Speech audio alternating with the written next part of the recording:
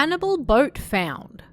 So proclaimed headlines at the time thanks to the grisly discoveries found on board this drifting ghost ship. But what really happened on the now infamous Ryoe Maru, the drifting mummy ship? And why did it inspire so many scary stories and urban legends? Let's find out. For this one, we have to go back almost 100 years. It was the second year of the Showa era, 1927. The Emperor Hirohito had just barely started his reign. The year began with Japanese banks undergoing a crisis with many going under. In March, the North Tango earthquake hit, killing nearly 3,000 people and injuring almost 8,000. In August, 2 Imperial Navy ships collided in Miho Bay, just a short distance from where I personally spent much of my time in Japan. And then, in October, the floating remains of a Japanese ship missing for 11 months were discovered off the coast of Cape Flattery in Washington, USA. Those who boarded the ghost ship were perhaps not ready for what they were about to find. According to reports, the American cargo ship Margaret Dollar left Seattle and spotted a strange fishing boat floating in the waters near Cape Flattery. When they got close enough to see the ship, the state of it was so horrifying that Captain Robert Dollar said a silent prayer. You see, there were several dried up bodies on deck that looked just like mummies. Whatever had happened to this ship, they were far too late to save them now. After boarding the ship, the men supposedly found 2 dried up corpses in a cabin, various mummified body parts scattered around the ship, and many more human bones. After noticing a horrific smell coming from the galley, the men then found lumps of fat and white pieces of meat lying around. But the most horrifying sight of all was perhaps the human arm they found in an oil can. It appeared the can had been substituted for a pot, and the arm was cooked to be eaten. Considering the state of the boat, the body pieces, the fat and pieces of meat lying around, it seemed that whatever had happened on this boat, in the end, the men had resorted to eating each other. The American sailors towed the boat back to Seattle and a proper investigation was carried out. What was this boat? Who did it belong to? And what happened to the men on board? They quickly discovered that the ship's crankshaft was broken, and there were 3 logbooks, as well as a final note written before death that appeared to detail at least some of what went down. And after the autopsy pointed out that perhaps some of the men had been eaten, the media was whipped into a frenzy of salacious headlines. Cannibal boat discovered. 12 men set off with the boat, yet they only found 10 on board. 8 on the deck, 2 in the cabin. Fat, meat and bones were found in makeshift pots. Clearly, the missing 2 men had been consumed. Naturally, the news spread quickly. After all, who doesn't love a horrifying ghost ship story?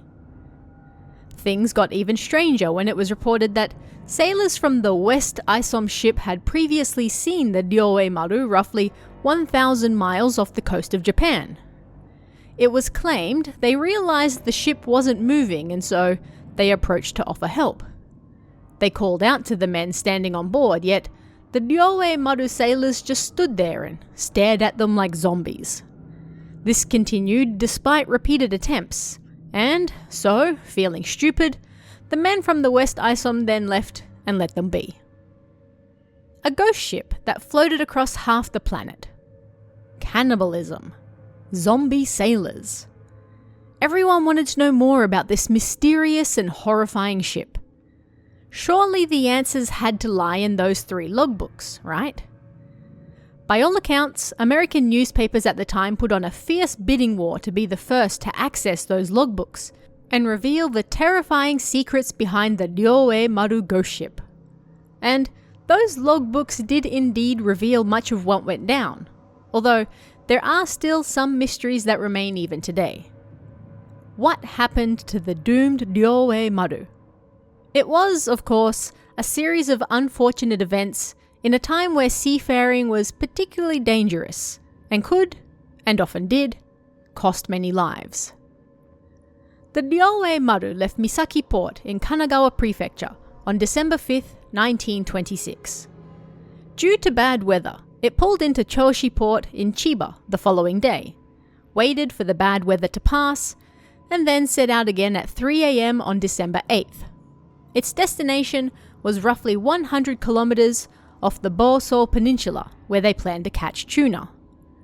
The boat was owned by Fuji Sanshiro and captained by Miki Tokizo.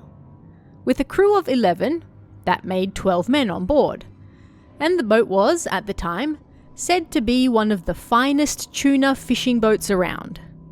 New and fancy and well equipped for the time. It was also not alone out on the waters, with roughly 40 boats around the same size reported to be out tuna fishing in the same general area at the time. Naturally, there was no radio equipment on a boat of this size at the time. Tuna boats were navigated entirely by the captain and relied on his experience as a sailor to safely make it out and then back again. The Ryoei Maru was due to return to the mainland at the end of December, yet New Year's came and went, and there was no sign of the ship. It had gone missing. According to the logbooks, the Ryoei Maru wasn't having much success after leaving Chiba, so they set out further into the ocean in the hopes of finding tuna there. But on December 11th, they found themselves caught in the Kuroshio Current, a north-flowing, warm current to the west of Japan. And unfortunately for them, the following day, their crankshaft broke, rendering it impossible to navigate their fancy new boat. They tried using the boat's sails, but the westerly winds also rendered them useless, and so all they could do was drift. And drift they did for the next 2 days. On December 14th, a northeasterly wind blew, and the men figured they'd be able to see land by dawn, but that didn't come to be. None of the men on board were expert navigators, nor were they able to read the stars to roughly approximate where they might be. They were well and truly lost at sea, with no idea which direction they should head to potentially find land. The men reportedly drew lots to decide which direction to go, and it was decided to go west. The mainland of Japan should have been that way. By December 18th, the men surmised that they had to be in the waters east of Kinkasan, an island in Miyagi Prefecture in Japan's northeast. Yet, instead of heading west to find land, they decided to head back to Hachijojima in the Izu Islands to Japan's south. But after another 2 days of drifting, they again changed their minds and decided to let the currents and westerly winds take them to America instead. At this point, they still had no idea where they actually were, and they still hadn't seen land. During this time, the men reported they came across 3 other ships out in the ocean, and they sent out distress signals, but they were apparently too far away and nobody saw them. They missed the New Year, and they also missed the switch from the Taisho era, which ended on December 25th that year, to the Showa era and the new Emperor Hirohito. The men were lost at sea and, in a way, lost in time.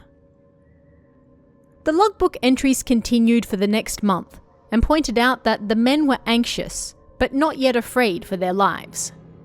They were stocked for a fishing expedition, and they fully expected to be saved soon, whether that was by another boat or finally drifting back to land. But the logbook entries for January, and then February, got smaller and smaller. Nothing was happening. They didn't see any other boats. They had nothing to do. All they could do was drift. There wasn't exactly much to report. Fear, however, was growing, as the men were now starting to run out of food. The boat had only expected to be out for less than a month at most before returning to land, but now 3 months had passed. The crew were growing weak from hunger. The logbooks reported the men laughing hysterically upon catching a mere 3 fish.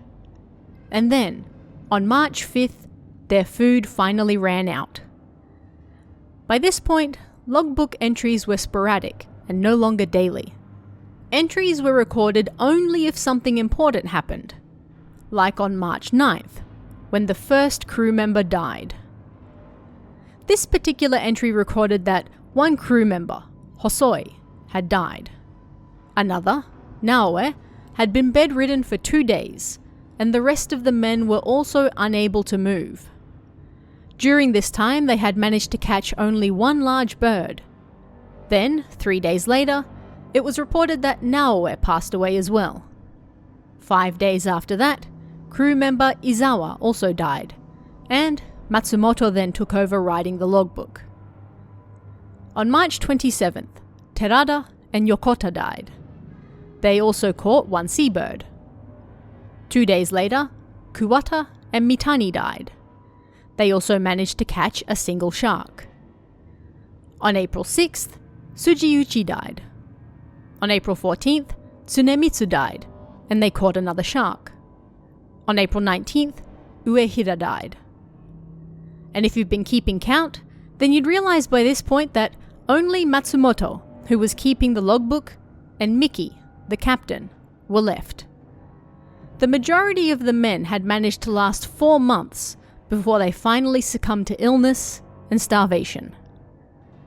The final entry in the logbook was dated May 11th.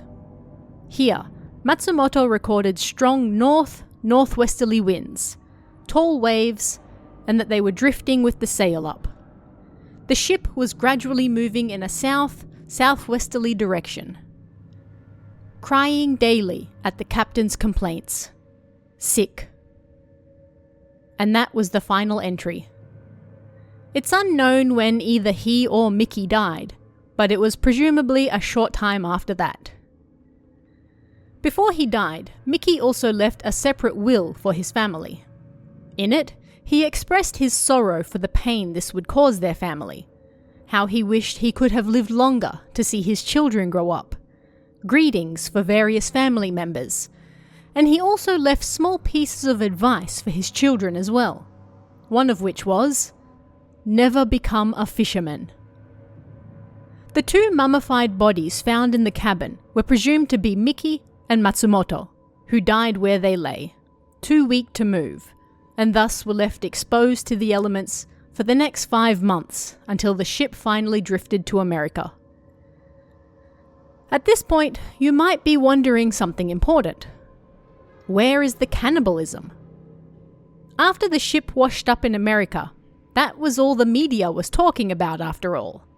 The terrifying Japanese ghost ship where the crew members ate each other and left the grisly remains for the poor American sailors to find.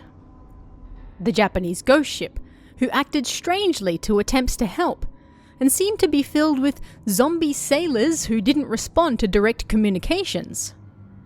The Japanese ghost ship that set off with 12 crew members, but arrived in Japan with only 10, 2 of which were mummies. For that last part at least, we do have a fairly definitive answer. By that point, the newspapers had already run with the idea that the missing men had been eaten, but in reality, it turned out that the first 2 men who died had been given a sea burial. After that, the men were too weak to do even that, and so the bodies remained where they were after they died. Okay, but what about the rest of the bodies? Those who were there at the time reported finding fat, meat, and bones all around the ship, not to mention the arm in the oil can. Here is where things get more confusing. The fact it happened nearly a century ago doesn't help either.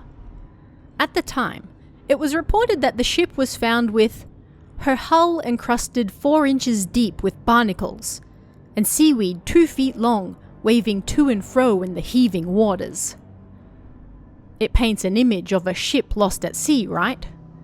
Of something creepy, a place where terrible things might have happened, out on the deep, dark, dangerous seas, where the law of man goes out the window.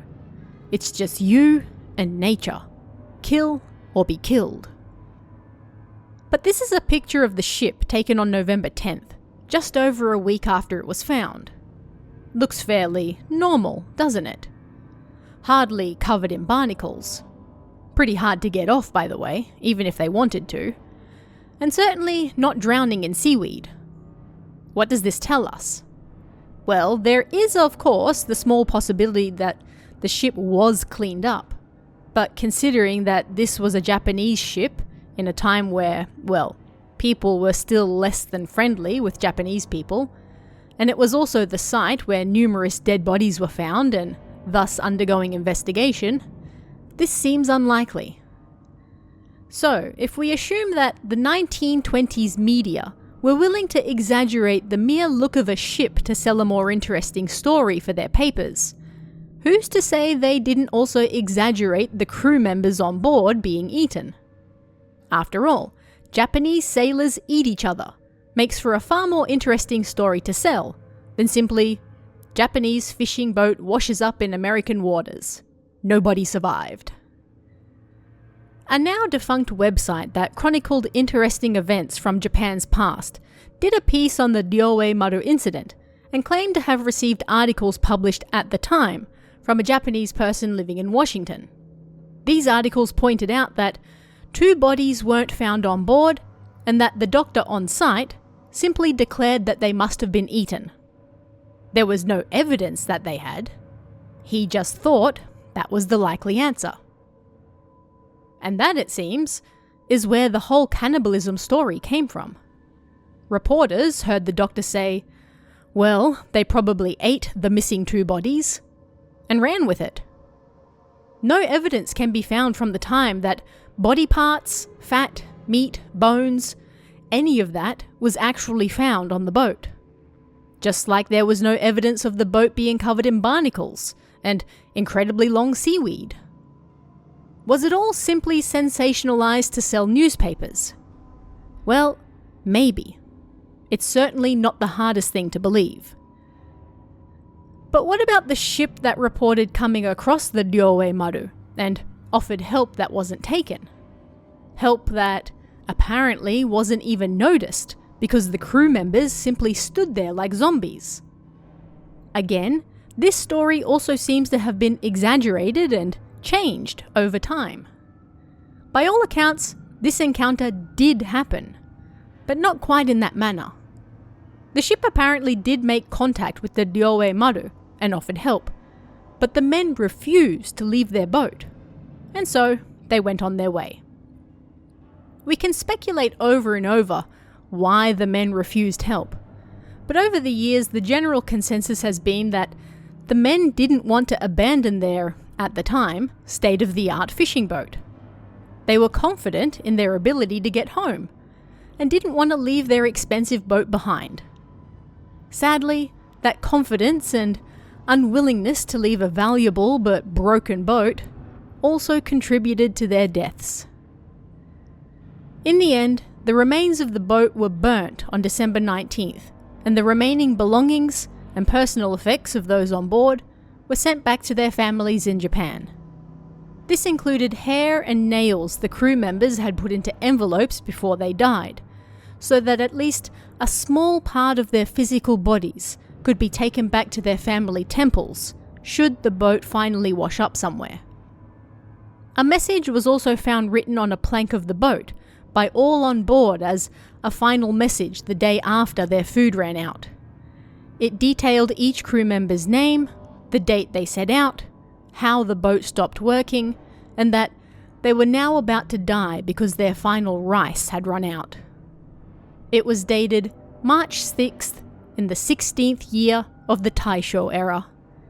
A year that didn't exist because the men were unaware that it was now the Showa era. But over the years, tales of the Ryoei Maru were complicated, not only by newspaper reports at the time, but also by, well, children's books of all things. They took the old rumours about the Ryoei Maru being a cannibal ship as fact, and embellished the tale even further in a strange attempt to amuse children. In particular, the 1981 book Fourth Dimension Mystery, Can You Believe It?, published numerous stories that were never fact-checked, and one of these was the log entries from the Ryoe Maru. Entries that now exist as a popular urban legend on the internet today. These entries are somewhat similar to the actual logbooks found on the ship, but they also change and add things to depict the crew as slowly losing their minds, and then finally turning on and eating each other. For example, the April 19th entry where Urehira died is changed and mentions 2 of the crew members fighting over human flesh in the kitchen. Their argument got so heated that both men died that night, covered in blood after fighting like demons. It's interesting to note that most of the names used in these fake log entries weren't even people who were on the ship. That's something we can easily check now, but back in the early 80s, it was much harder. And so, for the children reading these books, and then telling their friends about it, the false stories and urban legends that were born from this were much easier to spread, and much harder to fact-check. And those stories continued to spread, even up to the present day, where looking for this incident will often bring the fantastic and horrifying aspects of the story first. It's also interesting to note that in 1960, the Ryoe Maru No. 2 set out from Kochi Prefecture on January 12th. It then also went missing on January 21st.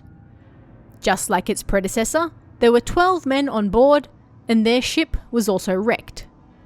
9 men were able to swim to an uninhabited island in the Ogasawara Islands, where they were later picked up, but 3 men went missing and were never found. Information from this shipwreck can sometimes get mixed up with the original, so it's important to keep that in mind as well. In the end, we have a decent idea of what actually happened on the long-lost Ryoe Maru almost a century ago, but there's also much that we can't say for certain.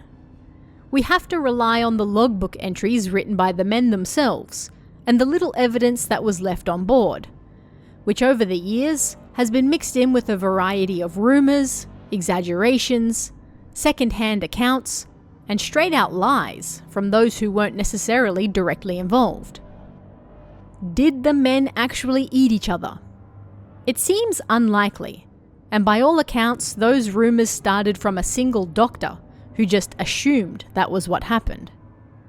What we do know for certain, that is a series of unfortunate events on a then new and fancy fishing boat took place that culminated in 12 men losing their lives and drifting all the way to America.